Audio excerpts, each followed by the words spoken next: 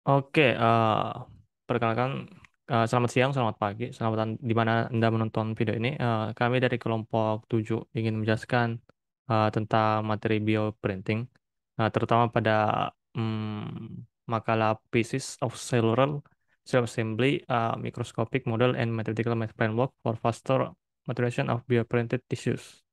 Nah, pertama, perkenalkan kami dari kelompok 7 ini atas nama Kelvin Rahmat Pratama dan saya sendiri Johan Drimdan Krapa, Ryan Asri Jaya Putra, dan Muhammad Akbar Padilla.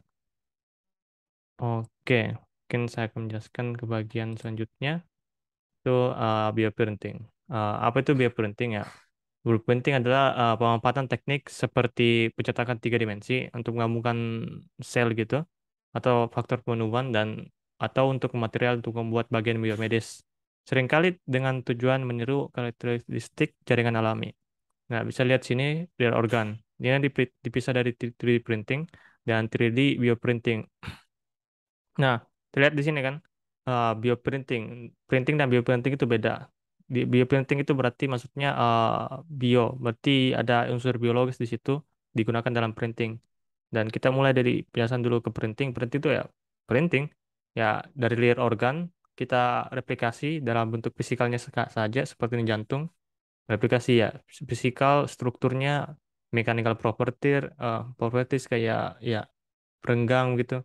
Without ini ya tanpa ada fungsi biologisnya, cuma dalam standar mekanikal. Ini ya sebagai untuk alat operasi, ya alat contoh mungkin alat contoh Doctor Patient Communication, stimulasi ngepress ya. Ada contoh itu doang kan, simulasi operation dan medical education sebagai contoh doang sih ini biasanya.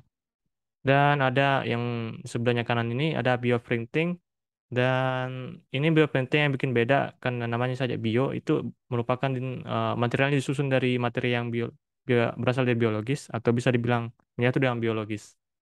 Nah, ini bioaktif aktif model itu merupakan ya, itu nama tisu modelnya. Dan itu contohnya ini eh, gunanya untuk mensimulasi tisu, tisu dalam skala mikro mikro environment. Ini ya apa mengimitasi tisunya, struktur tisunya sendiri. Dan ini biological aktif, maksudnya itu bisa berfungsi secara biologikal, berarti bisa berinteraksi dengan eh, bagian tubuh-tubuh di manusia atau di makhluk hidup yang lain dan yang hidup-hidup ya. Misalkan yang jantung. Jantung ini bisa berinteraksi, apa jantung buatan mungkin dari tisu model itu bisa berinteraksi dengan satu sama lain karena ini terbuat dari bioaktif material.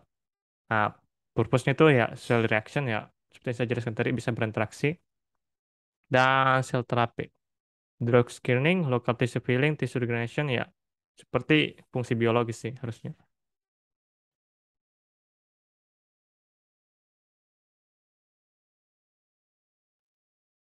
Oke, teknologi printing. Teknologi printing telah diterapkan secara intensif di banyak bidang teknologi, hewan teknologi sampai ke teknologi printing. Secara umum, teknologi jaringan dalam tubuh manusia sendiri mendapatkan benefit dalam peningkatan skalabilitas, presisi, dan reproduksi bioprinting. Jadi semakin tahun bertambah banyak presisinya, skalabilitasnya, maksudnya ya bisa ditingkatkan dalam skala yang lebih kecil atau skala lebih besar, dan reproduksinya itu semakin besar. Dengan demikian, bioprinting telah menjadi salah satu teknik biofabrikasi yang paling efektif.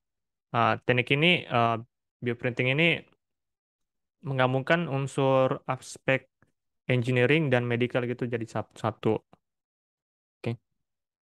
Contohnya itu ya, jenis scaffold.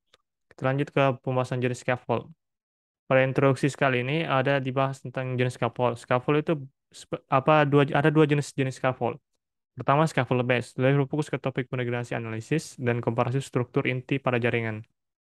Nah, biasanya itu kalau misalnya kita memasuki dalam skala apa atomik atau bukan skala atomik, skala sel, jika ada sel asing nih dikasih masuk, sel asing dikasih masuk dalam suatu tubuh manusia atau tubuh makhluk hidup, nah itu selnya akan terbagi dalam dua. Ada sel yang bisa bertahan hidup, itu misalnya cocok dengan makhluk hidupnya itu sendiri, dan yang ada sel yang tidak bisa bertahan hidup atau biasa mati atau difagositosis sama eh, ik- eh, sel lisosom, bagian lisosom, ya. Dan akan membuat itu selnya akan lisis. Eh, ya, seperti ini. Jika instansi dalam beberapa bagian, ya contohnya manusia ini, ada berapa yang aktif. Ini semua mati semua sih. Ini bagian contoh yang udah mati semua selnya. Dan ya scaffold base itu bentuknya untuk meregenerasi saja. Jadi dia dalam hydroxyl sel ini sponge, film, dan fibrase. eh, gunanya untuk gunanya itu untuk menganalisis aja sih dan untuk komparasi gitu. Jadi tujuannya untuk lebih ke penelitian gitu. Ya, dan gunanya ini ya dikasih masuk ke suatu makhluk hidup atau mungkin biasanya manusia dan dia pantau nih dalam tubuh manusia ini bagaimana. Nah, dari situ deh timbul kasus baru dan studi baru.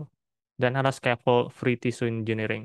Scaffold eh, free mat- scaffold free tissue engineering merupakan materi yang digunakan pada yang berasal pada diri sendiri gitu. Dan ini lebih menguntungkan untuk fabrikasi jaringan nyata yang ada. Jadi dalam jaringan itu jaringan tisu, jaringan itu tisu, jaringan manusia lebih tentunya. Itu diinsersi dari jaringan itu tersendiri. Jadi bukan diambil dari jaringan dari luar seperti yang saya jelaskan tadi yang berasal dari luar. Otomatis kan kalau berasal dari luar itu kan bisa terjadi dua dua fase. Kadang ditolak, kadang diterima. Tapi kalau dalam diri sendiri itu berarti otomatis biasanya diterima. Diterima tergantung dari penempatannya di mana. Dan ini gunanya untuk ya untuk biasanya untuk mengobati sih karena ICM ini bisa terlihat ini memproteksi dan bakalan beradaptasi dengan selnya itu sendiri. Oke, ini ya necrotic sample, Mas. Sorry. Nah, ini lebih penjelasan tentang apa di atas ini sih. Ini necrotic cell, inflammatory, bro. Oke, eh, sekian dari penjelasan saya. Mungkin akan saya lemparkan ke penjelasan ke teman saya selanjutnya. Oke, persilakan.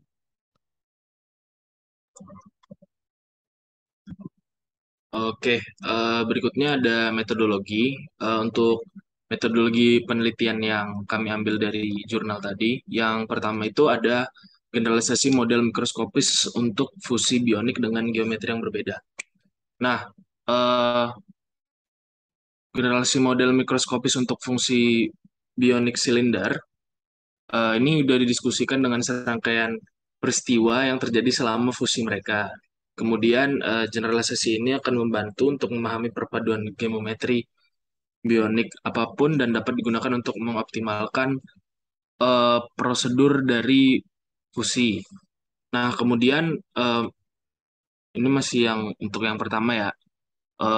Dari model mikroskopis berdasarkan molekul adesi sel, terus model mikroskopis tersebut mengekstrapolasi serangkaian peristiwa di tingkat sel selama fusi dua bionik bola.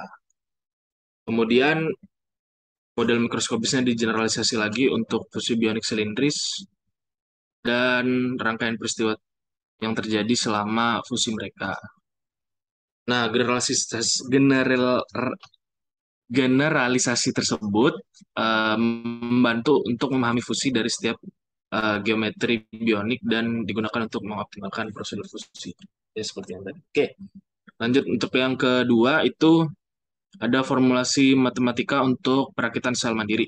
Nah, untuk membangun kerangka matematika dan formulasi untuk prosedur fusi menggunakan mikroskopis yang dikembangkan, ya menggunakan model mikroskopis yang dikembangkan. Kemudian melakukan ensembel kanonik yang terdiri dari hubungan tertutup dan terbuka antara molekul adesi dan sel. Kemudian sel yang dipertimbangkan untuk lampiran sel dari fusi dua dimensi. Oke, nah untuk hasilnya itu mampu menjelaskan perbedaan waktu fusi yang berbeda untuk geometri bionik yang berbeda yang diamati dalam laporan eksperimental.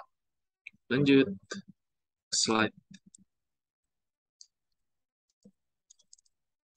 Nah, kemudian untuk yang ketiga, itu ada memfusikan dua sel agregat seperti jaringan bola.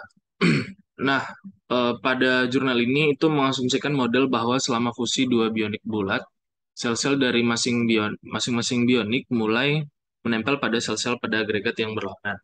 Prosedur ini kemudian dimulai ketika pertama sepasang sel pada titik kontak dua bionix memecahkan sebagian dari ikatan sampai dengan 60% dengan sel yang berdekatan pada bionik yang sama dan mengembangkan ikatan baru dengan sel-sel dalam agregat yang berlawanan. Eh, Oke, kemudian berikutnya itu memfusikan dua sel agregat seperti jaringan silinder. Nah, eh, pada jurnal ini tuh menggeneralisasikan model fusi untuk bionik sferis atau silinder. Eh, Dalam hal ini sebagai ganti dari titik kontak yang sebelumnya tadi, dua bionik itu memiliki garis kontak yang sama dengan panjang L, panjang setiap bionik. Kemudian sel yang terletak di jalur kontak dari masing-masing bionik mulai memutuskan ikatan dari sel-sel pada bionik yang sama dan berkembang pada ikatan baru dengan sel yang berdekatan pada garis kontak dari yang berlawanan pada bionik. Oke, next. Itu yang kelima ada molekul adesi sel membentuk bangunan blok fusi. Nah, biasanya dua sel itu kan nggak dapat menempel berdasarkan pendapat jurnal ini ya.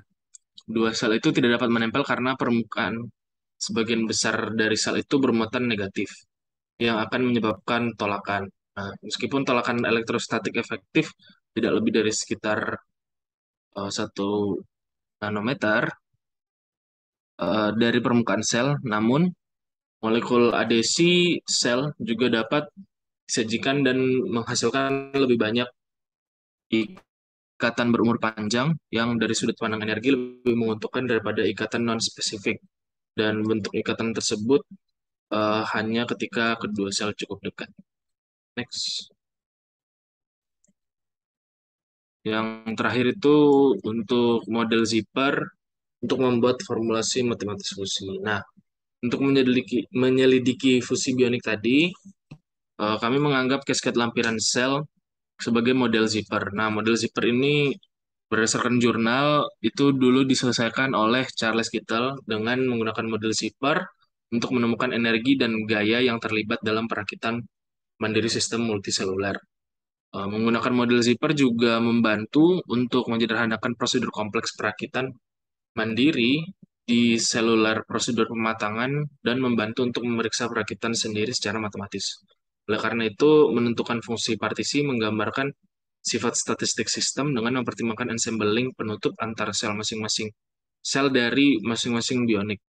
Nah, untuk pada kasus ini, eh, setiap tautan dapat terbuka dengan energi nol atau ground state atau tertutup dengan energi E atau excited state. Sekian dari saya, berikutnya akan dilanjutkan oleh teman saya.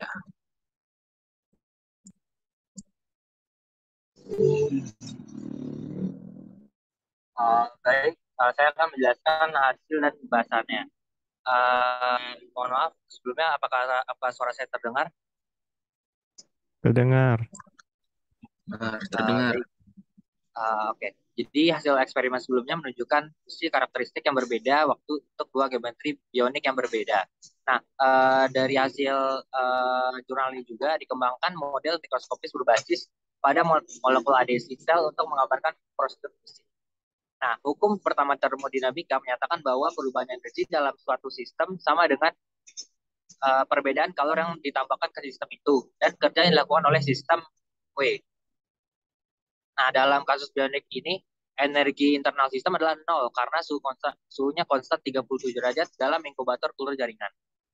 Nah, dari percobaan ini juga kita dapat menunjukkan bahwa semakin besar gaya akan memberikan fusi yang lebih cepat.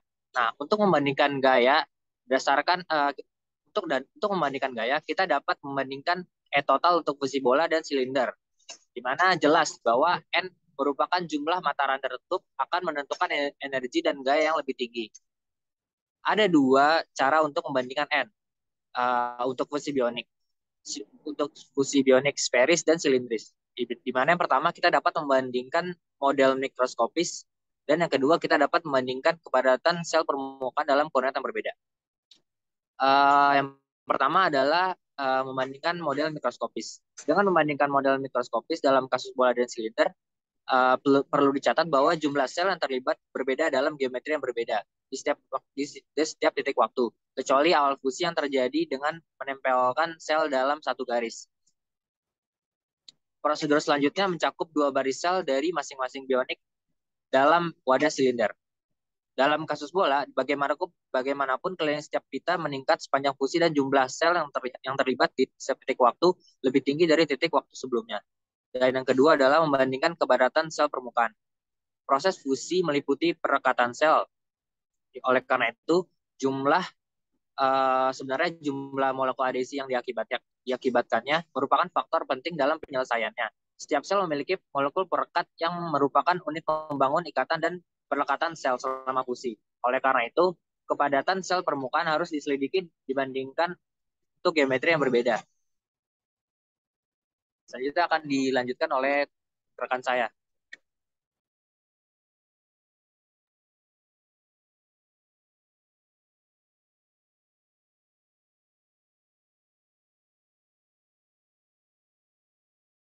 Ya, perkenalkan kembali, nama saya Akbar Fadilah. Nah, dari eh, jurnal penelitian yang telah kami lakukan, dapat ditarik beberapa konklusi atau kesimpulan.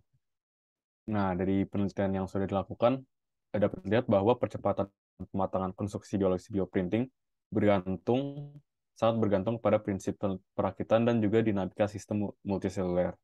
Kemudian juga tegangan permukaan jaringan menjadi parameter fisik yang dapat disesuaikan untuk pematangan yang lebih cepat. Dan pada contohnya, pada penelitian ini, seperti tegangan permukaan jaringan pada geometri tabung dan juga spherical atau bola. Kemudian juga ada kerangka matematis yang dikembangkan untuk menyelidiki fusi jaringan dan juga perakitan sel yang kemudian digunakan untuk evaluasi efek geometri dari bioink. Dan terakhir ada model fusi mikroskopis yang telah dikembangkan dapat juga digunakan untuk membantu perancangan geometri bioink untuk pengoptimalan bioprinting. Sekiranya segitu saja presentasi dari kelompok kami. Kurang lebihnya mohon maaf. Assalamualaikum warahmatullahi wabarakatuh. Terima kasih.